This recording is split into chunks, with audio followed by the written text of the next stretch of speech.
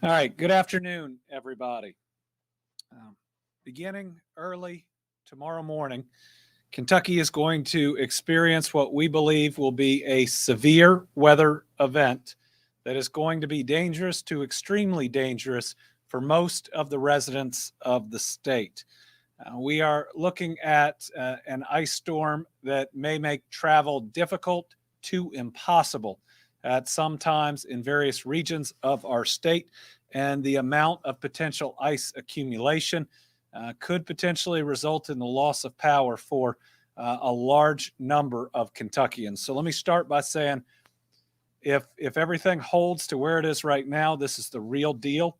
It is dangerous. People need to be prepared and need to be prepared, especially to stay off the roads tomorrow and potentially be ready to deal with this emergency for the next several days.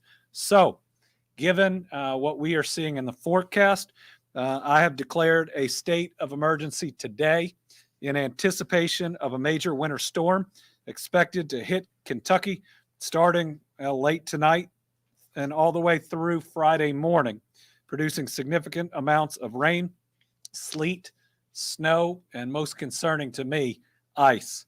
A winter weather warning is in place across much of the Commonwealth.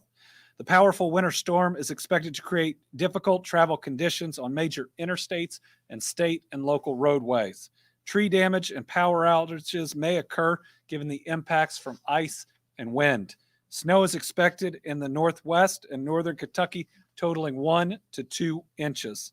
The National Weather Service at Louisville has issued an ice storm warning for the Jackson, Purchase, and Pennyrile regions and most of the rest of Kentucky north of the Cumberland Parkway. Ice accumulations. This is concerning. The expectation is anywhere from a quarter to 3/4 of an inch. 3/4 of an inch is debilitating wherever it occurs. A flood watch has been issued for portions of south central and east central Kentucky Thursday morning through late Thursday night, as the area is expected to get 2.5 to 3.5 inches of rain. We've declared this state of emergency, and you will hear in a minute to pre-position transportation, National Guard, and Kentucky State Police along or near major interstates and other thoroughfares so that we can respond to emergency situations. This is something that is rarely done, but the predictions about this storm are, again, severe, and we want to be ready. Also, because of tomorrow's forecast and the fact that it is going to hit right before rush hour in many places, I'm closing state office buildings for tomorrow, Thursday, February 3rd, to keep thousands of state employees off the road and safe. These are people that I'm responsible for.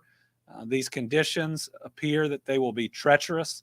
By not having them on the road, we'll protect the transportation, National Guard, and emergency management folks that will be out there dealing with the situation. We ask all of our state employees to refer to guidance issued by the Kentucky Personnel Cabinet. I've also issued an executive order to protect Kentuckians from price gouging that can occur during emergencies like this.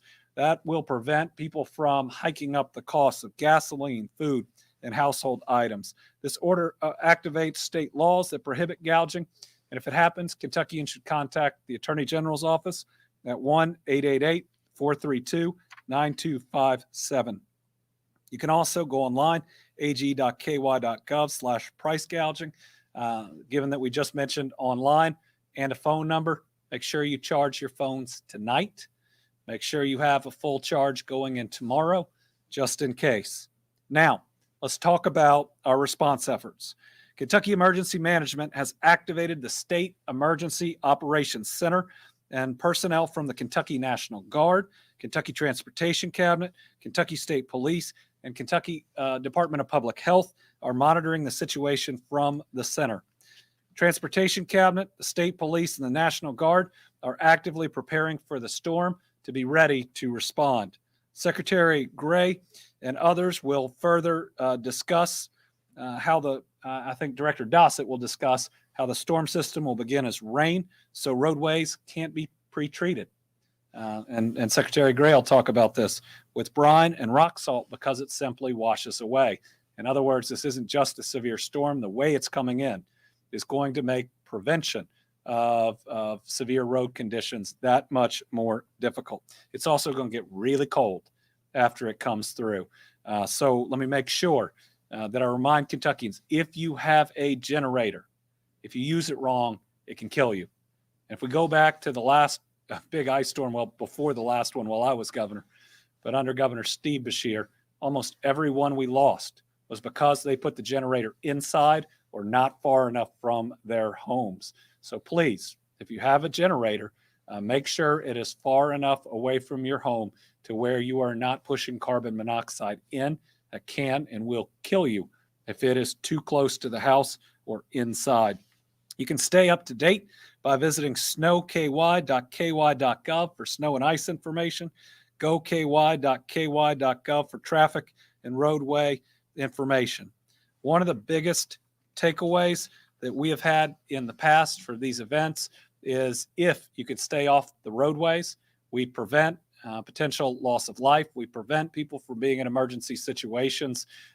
We better protect all of our population, and we allow our road crews to get out there and do the work that they need. Certainly, I encourage businesses that can have their folks work remotely tomorrow to do so. Anybody working an essential job where you're going to have to go in, please, first of all, have a lot of time, a whole lot of time to get where you're going, but check the conditions before you get in the car and check in with your employer as well. We want everybody to be safe. So next we're going to hear from Director Dossett, and then we're going to hear from General Lamberton, and finally we're going to hear from Secretary Gray. So first, the guy who every time he tries to retire, there is another emergency, Director Michael Dossett.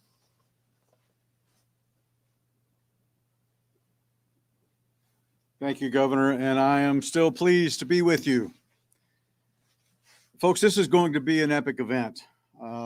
If you can put the slide up, I'll take you back in time to February of 2021. We had an ice storm. It was a bad storm. Unfortunately, this one may easily top that. As the governor indicated, we're looking at 0.25 to 0.75 inches. Trees and power lines can't sustain that weight of that much ice, so you can look for power outages. Please prepare, and I'll talk a little bit about some of the things that you can do in just a second. But to begin the event, we're looking at between 2.5 and 3.5 inches of rain that will begin down in the western part of the state. This system will come from the northwest and traverse the state down through the southeast.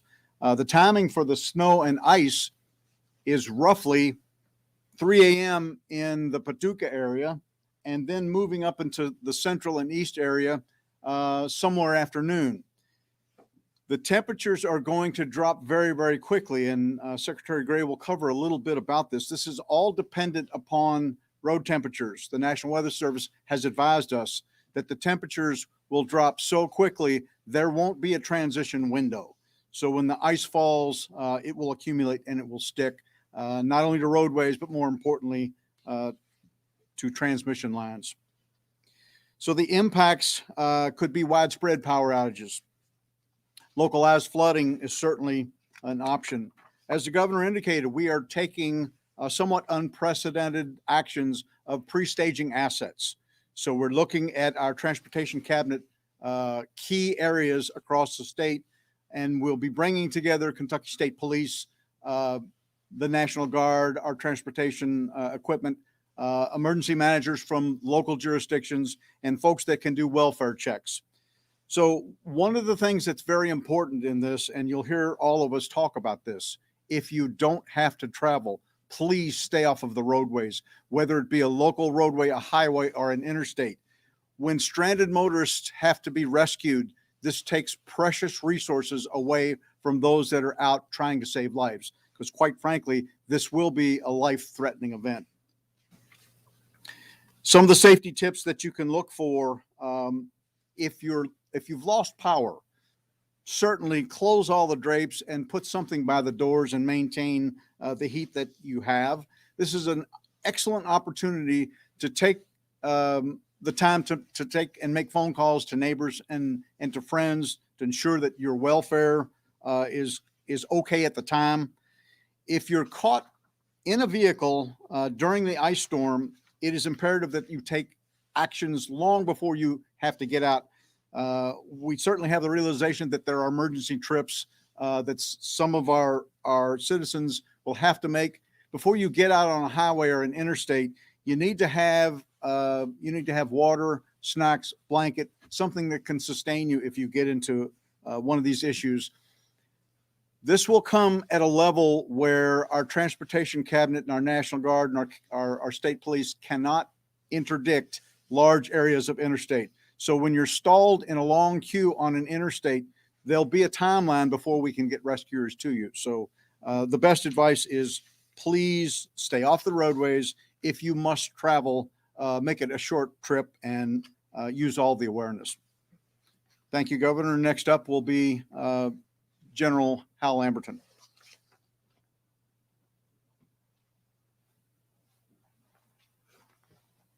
Thank you, Director Dawson. I appreciate it. As the governor's already alluded to, and it's the Kentucky National Guard working in conjunction with our partners out of emergency management, our partners out of the Department of Transportation in response to this ice storm that's upcoming at this junction. It's also already been alluded to what we are currently standing up or mustering our soldiers to gather them to some responsive hubs that will enable us to have a more quick or responsive time frame to the issues of what may be out there. As it's been suggested already, that as we come out and we'll be setting up along some of the key interstate locations, some of the areas of high trafficability, and in particular working with our partners out of the Department of Transportation to muster some of our vehicles that you may recall had been responsive in some of the previous storms that we've had. Some of our, what we call a Hemet tow truck. It's a 5-ton truck capable of pulling out large stuck commercial vehicles. We're having some of our Humvees respond to this as well. It's a high-wheeled vehicle that it's capable of pulling people out of stuck positions as well. And the one thing I want to share as well, Director Dawson just alluded to it, I would consider this first phase kind of the response to the immediate ice storm that we're anticipating within the next 24 hours. Subsequently, there's what I would call a phase 2, which would go into a collective effort of potential wellness checks, of getting out in the communities, of clearing not just vehicles, but debris off of the roadways to facilitate the trafficability. And then it's a forward phased operation from there. Having said this, I want to share with everybody as well that the guards, your guards' capability to respond in this manner does not take away from those other items that we're already responding to. Our soldiers, our airmen who are up in 44 medical facilities around the Commonwealth today will still be there. Our folks who are responding still to the aftermath of the tornadoes of almost 2 months ago are still out there. So this is just another aspect of your Kentucky National Guard being able to partner with the rest of the resources in our Commonwealth to address to the folks. And the uniqueness of this particular storm system enables us to pre-position ourselves in advance of the storm and just simply be more responsive to the entire Commonwealth. That said, Secretary Gray.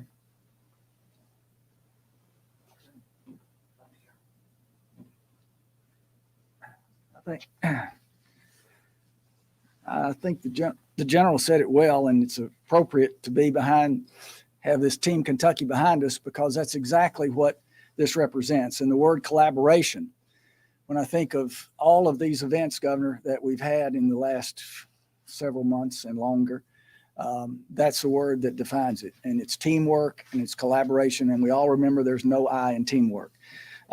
Governor, you said earlier, this is the real deal. And you're absolutely right about that.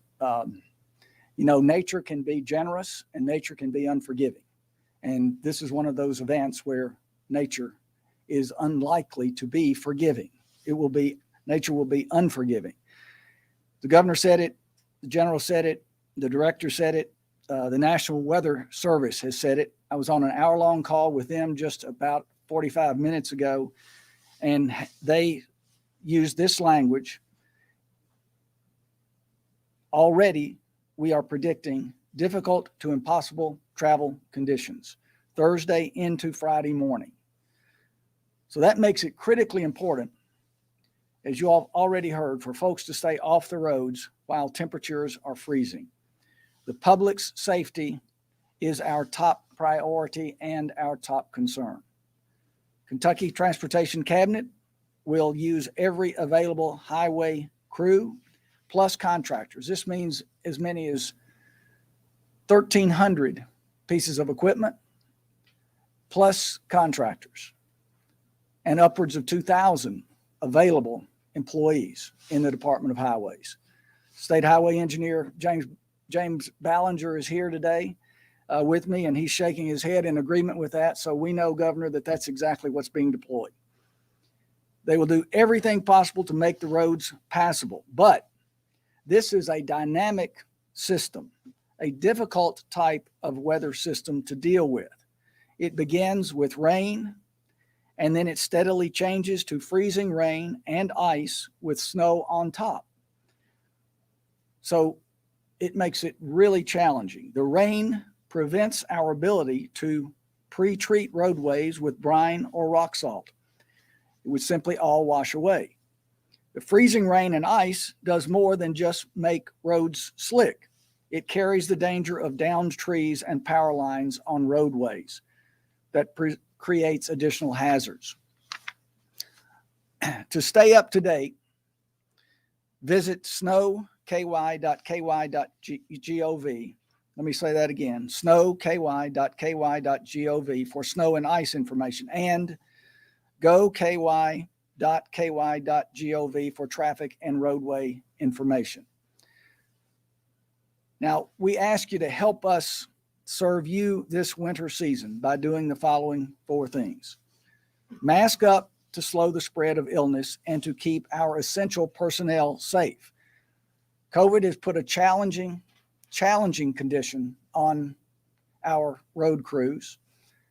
And we also see the challenges of the work environment where people are simply the challenge of employment today. So this is what we're all dealing with.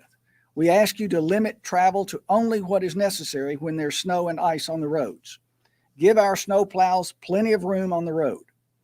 Be ready for the worst when you're on the road by making sure your vehicle is winter ready and you have essential items should you be stranded. That's it, Governor. Thank you.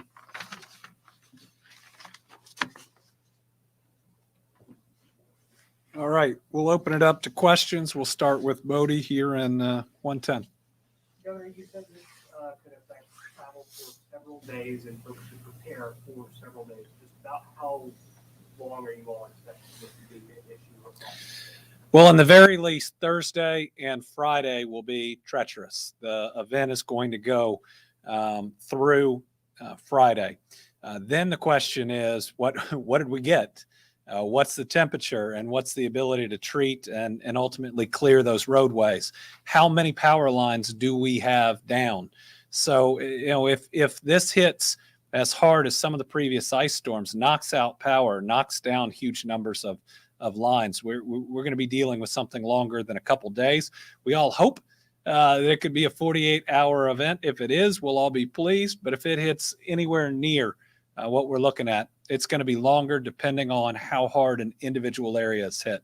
The predictions for the purchase area are really rough at the moment. May I ask one quick Sure. follow-up? This may be for Director Gossett.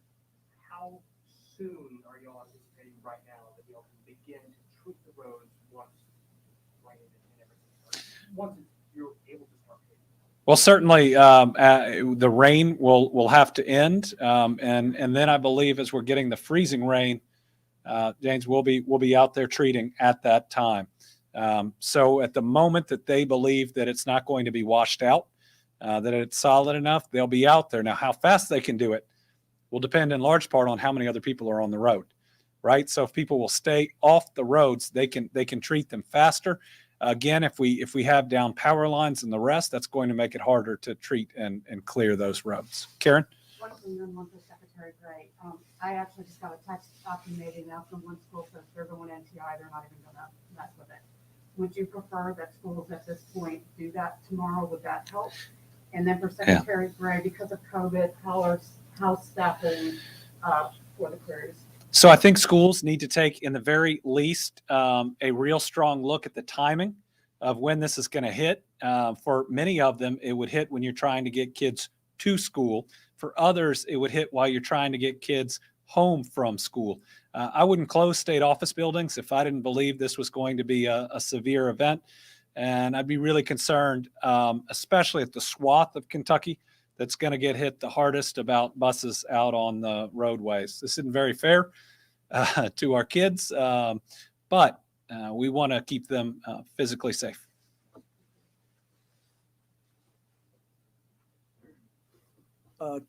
Yeah, Karen, the good news is that the numbers of COVID infections are actually down in the cabinet. And so our crews, we are actually fully staffed today. And we have contractors in addition that are assisting us. So all prepared. All right. Mark Payne, welcome. Nope. Okay, Melissa Patrick.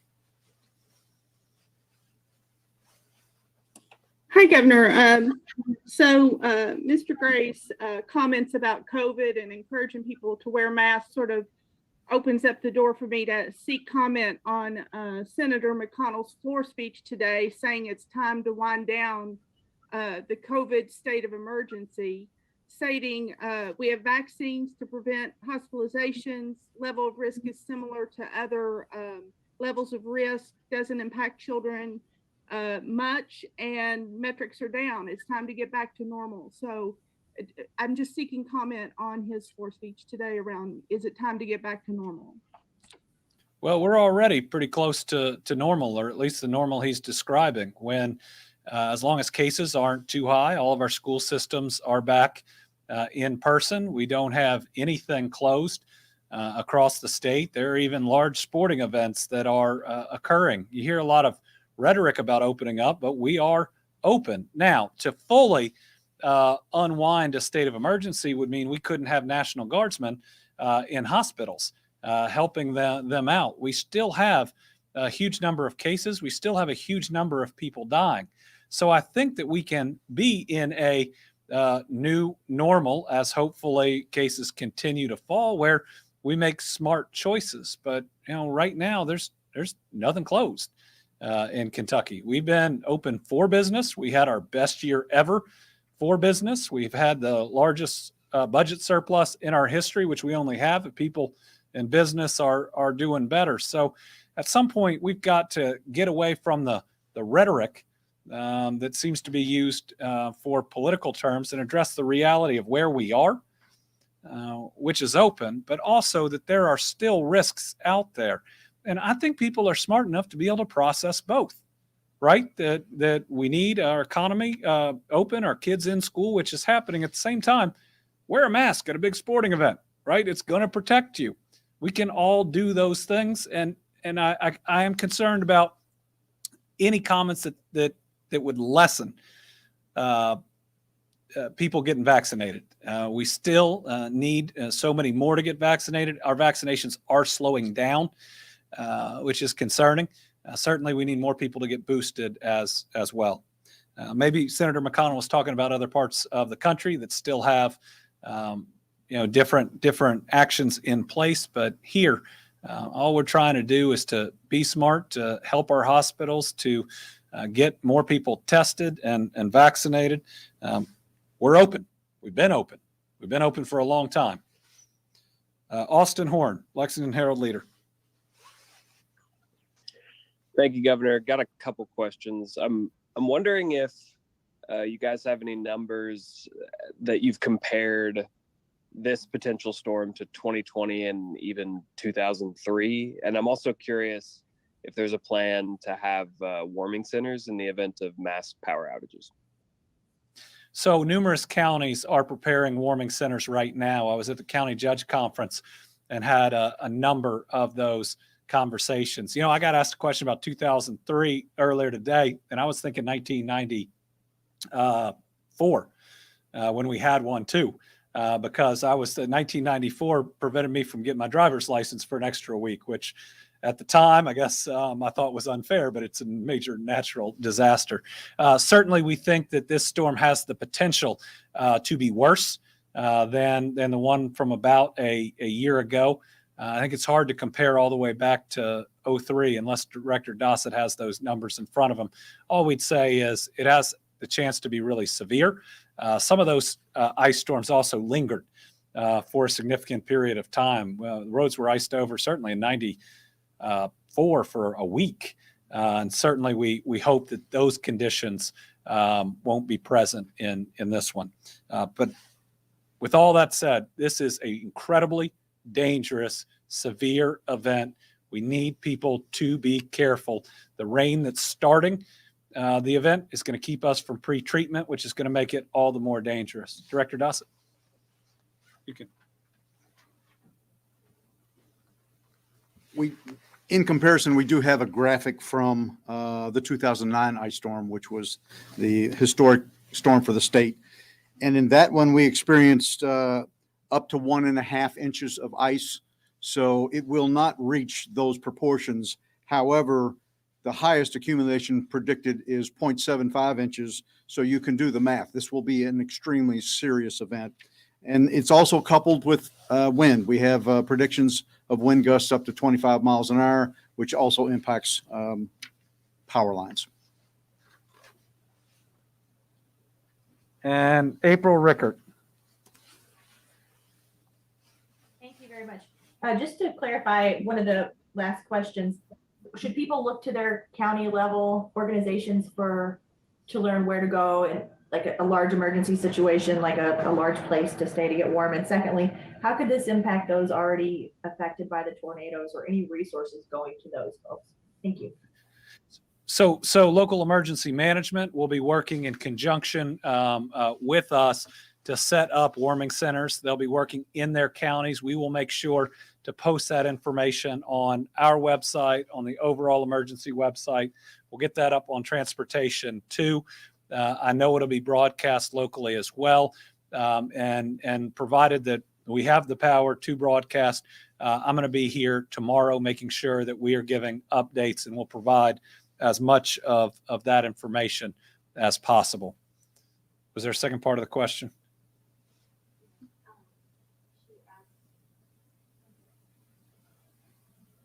April, can you? Oh, Western Kentucky. Western Kentucky continues to get hit. You know, that's not right. They've already been hit by the worst tornadoes in our history by far, and they're going to be right in the brunt of the most ice that we've seen in a long time. It will make cleanup efforts harder.